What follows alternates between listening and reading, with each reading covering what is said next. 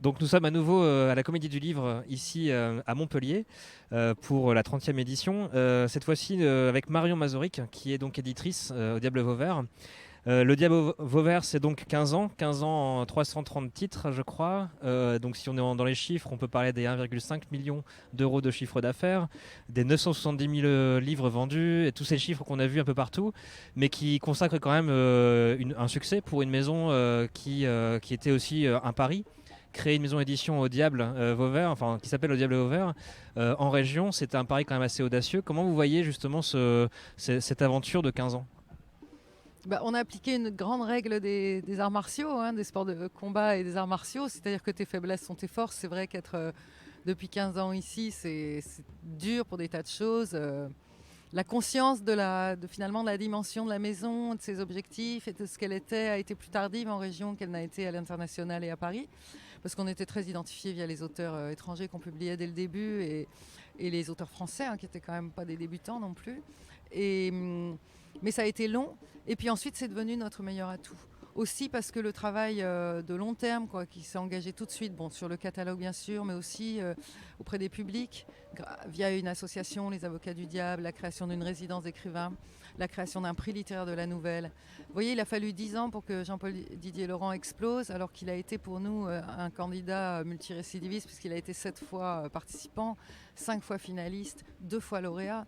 Donc finalement, c'est une victoire de fond de cours et au bilan de 15 ans, nos plus grandes faiblesses, c'est-à-dire cette décentralisation, cette délocalisation, qui était en fait un choix très personnel lié à ma vie à moi, parce que je suis d'ici en fait, est devenue quand même, c'est notre identité, et elle est très forte, on nous connaît partout en France et aussi dans le monde entier. Donc ouais, c'est sans doute la première chose, que c'est un pari, c'était un clin d'œil, c'est réussi, mais je crois forcément, parce qu'on est dans un pays tellement centralisé, que tous les éditeurs qui ont eu l'audace de s'installer en région avec des projets nationaux ont finalement creusé leur sillon plus que ça quand on pense à Actes Sud, qui est maintenant un des principaux groupes d'édition français, tout simplement. Mais c'était pas le modèle du diable, hein, du tout.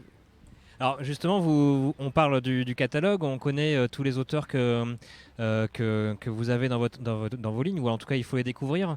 Il y a des auteurs de renom qui ont creusé un sillon, qui sont connus comme Nicolas Ray, comme Douglas Kaplan, etc. On a beaucoup d'auteurs comme ça connus, et on connaît moins effectivement ce travail, ces concours d'écriture, le prix Hemingway, c'est ça.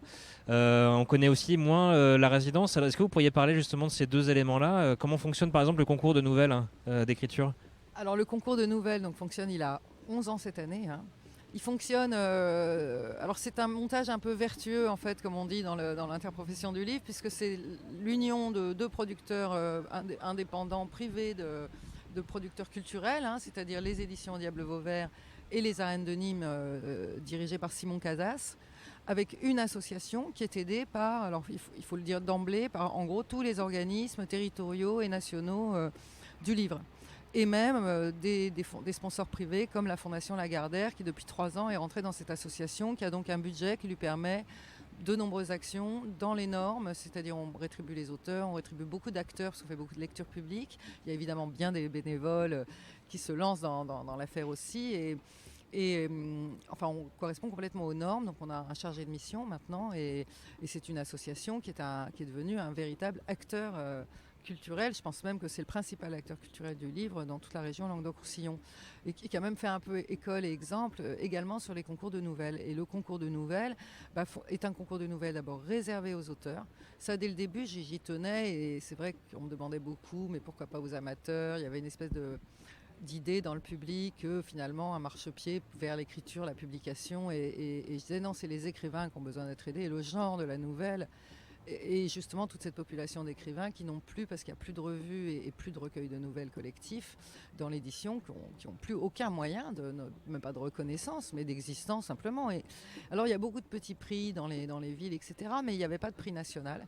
On a créé ce prix national avec Simon Casas sur une idée très taurine, hein. Il sortait son premier livre, Taches d'encre et de sang, et on a voulu insérer ça dans une pratique culturelle régionale, c'est-à-dire les tauromachie. Alors les tauromachie, ça va du territoire et de l'élevage à la fiesta, bien sûr, et évidemment à l'arène et au torero ou au gardien, c'est toutes les tauromachie. Donc dans le cadre des tauromachie, qu'on aime ou qu'on n'aime pas, et si possible en le prenant de façon la plus ouverte possible, eh bien chaque année, la nouvelle lauréate. Alors on accepte aussi particularité de lire dans 3 langues, anglais, espagnol et français. Donc on accepte des nouvelles du monde entier pour peu qu'elles nous arrivent dans ces 3 langues. Donc c'est un prix international. Et ces nouvelles ensuite sont publiées dans un recueil annuel au Diable Vauvert, les meilleures nouvelles. Donc ça fait maintenant 11 recueils entre 12 et 22 nouvelles pour les plus gros. En 11 ans. Donc les nouvelles sont publiées et le lauréat gagne un abonnement aux arènes de Nîmes, ce qui a une grosse valeur parce que ça vaut à peu près 4-5 000 euros, voire un cahier Rod maintenant. Enfin bon, bref, plus un magnifique trophée, et les nouvelles sont lues partout.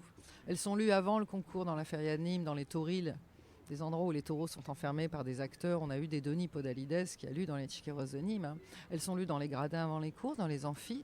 Elles sont lues sur les places, elles sont lues dans les bodegas. En fait, elles sont lues ivres, elles sont lues à jeun, elles sont lues dans tous les états par une bande de fous bénévoles qui maintenant sont une cinquantaine. Hein, et c'est devenu le prix littéraire de Nîmes, avec une vraie mission réussie de promotion et de découverte de nouveaux auteurs, puisque c'est une occasion de publication maintenant pour les novellistes français. Et bien des novellistes sont passés, qui ont su publier des textes, des romans. Je pense à Georges Flippot, à tous les novellistes des petits polars radiophoniques de Radio France, par exemple. Enfin, on a eu des veines polars, on a eu une diversité d'inspiration absolument incroyable.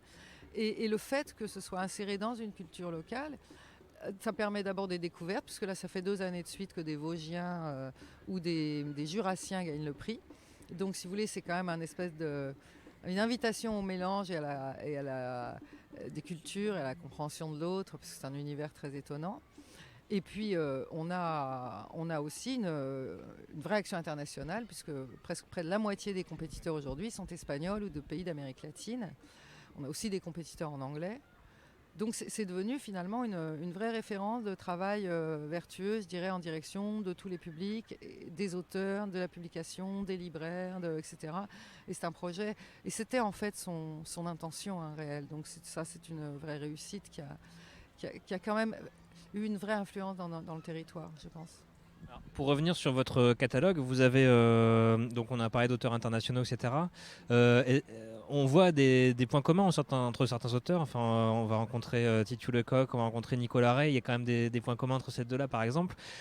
Comment s'est bâti justement ces lignes du catalogue sur ces 15 ans? Est-ce que vous aviez dès le départ des envies particulières et comment ça s'est traduit? C'est une très bonne question. Évidemment, il y a des liens très puissants. Alors ces liens, maintenant, ils sont en train d'apparaître parce que le catalogue a 15 ans et qu'on voit mieux comment les choses circulent. Et puis qu'il y a des questions littéraires qui sont devenues... Moi, je me souviens il y a 15 ans, quand je parlais des nouveaux réalistes, ou de ce rapport, cette ironie dépressive, ce constat hyper lucide que David Foster Wallace est venu éclairer tout ça. Et Titu Lecoq est un écrivain d'après David Foster Wallace. Les écritures un peu fondatrices dans le Diable, bon, évidemment, il y a celle de Despentes, qui est une espèce d'ombre tutélaire dans le catalogue, et qui est une amie, et qui a été un auteur que j'ai publié, et qui pour moi a été avec d'autres, donc cette nouvelle génération d'écrivains en fait, que j'avais publié chez J'ai lu, elle se poursuivait un petit peu dans ce travail de catalogue, mais l'idée c'était de l'ouvrir à toutes les contre-cultures, et les liens qui ne se faisaient pas à l'époque, c'était entre ces écritures réalistes, ironiques, que Coupland incarne bien, le roman social réel, le nouveau Zola, que King et Welsh incarnent bien, mais que Titu Lecoq pratique aussi dans une autre société, et une société qui a changé, qui est modifiée par l'Internet, et par des tas de choses. Et parce qu'elle vient aussi après les questions du féminisme, telles que c'est la génération qui a lu King Kong Theory, vous voyez. Donc en fait, toutes ces circulations-là, elles sont en train de se voir et d'apparaître, mais évidemment, c'était l'intention de départ. Et au cœur de ça, il y a une vraie question de choix de langue. Et ça me fait très plaisir que Dan O'Brien soit là, parce qu'il y a 8 ans entre ces 2 livres, et on dira jamais assez qu'il faut du temps pour que les choses se voient et qu'elles rentrent dans l'esprit des lecteurs. Vous êtes jeune, ça veut dire que vous avez été modifié par des livres comme moi je l'ai été, à un âge où ensuite on met du temps, ça sédimente, vous voyez, en nous, et notre paysage littéraire se modifie, et des fois il y a du brouillard, et puis tout d'un coup, boum, le brouillard se lève et on comprend tout, et on voit comment les pièces du puzzle sont mises en place. C'est exactement ça. Et ben c'est, par exemple, de la présence de Dan O'Brien, c'est aussi quelque chose qui est très commun à Titu Lecoq et à une Despentes, mais à King et à Welsh et à finalement tous les auteurs diables, y compris Wallace. Hein. C'est la question de la langue. Tous ces nouveaux réalistes travaillent sur la langue réelle. La langue réelle, c'est celle que nous parlons. Et nous étions dans un moment de la littérature où la langue de l'écrit et la langue de la réalité, du réel. Elles étaient en train de se séparer quelque part. La littérature française a eu un moment, après les années telles quelles et les grandes interrogations romanesques, elle a eu un moment où elle était dans une forme d'académisme écrit, de l'écrit. Je dirais pas un académisme bourgeois, mais de l'écrit, vous voyez, avec des formules écrites. Et ce qui était important, et ça c'est ce que Despentes, c'est le grand apport d'une Virginie Despentes, hein. Avant il y avait San Antonio, hein. C'est tout d'un coup de faire de la littérature avec l'argot des pauvres. Et vous savez, c'est le même travail que Jean Rictus, qui est publié dans la collection Vox, ou Oxmo Puccino, ou d'autres, ou Taolin dans un autre vocabulaire. Quand il dit je vais écrire, et il s'adresse à Zola d'ailleurs, hein, il s'adresse à Zola en disant mais toi tu es un bourgeois mon gars, toi tu parles des ouvriers, tu parles des pauvres mais t'es pas pauvre. Moi je vais parler des pauvres avec la langue des pauvres, et c'est le premier rappeur français. Et quand vous le faites lire à des rappeurs aujourd'hui, alors ça on va le voir dans les 10 années qui viennent dans le catalogue, parce que tout ça c'est que le début en fait. Vous voyez, Dan O'Brien il est au début de lui-même, il travaille la fiction depuis longtemps, et pour l'instant il est très fort dans le réel, dans l'autofiction. Donc vous voyez, Oxmo Puccino, toute son œuvre est à venir. Titiou, elle est deuxième roman. Vous voyez déjà cette puissance, les libraires la comparent à Darius Sec et à Despentes. On a vraiment des écrivains, mais vous verrez Romain Monnery et Julien Blangras qui va étonner à la rentrée. Enfin, et toutes ces voix, évidemment, par exemple le prochain Coupland reprend deux éléments qui sont très présents dans Despentes, c'est-à-dire tous ces Bouvard et Pécuchet à l'ère de la connerie moderne. Hein. Et c'est tout aussi fantasque que Bouvard et Pécuchet, mais c'est vraiment aux amphétamines, donc là il s'est lâché complètement. Et il y a deux éléments dans son roman qui sont incroyables pour les connexions souterraines.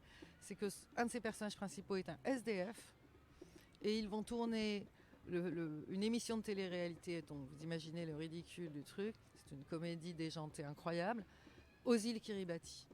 Et il se trouve que je finis, au moment où je reçois le Coupland, je lis le Vernon Subutex, qui est l'histoire d'un SDF, et je viens de publier le dernier Julien Blangras, Paradis avant liquidation, qui est le récit d'un récit de voyage au Kiribati, de la montée des eaux.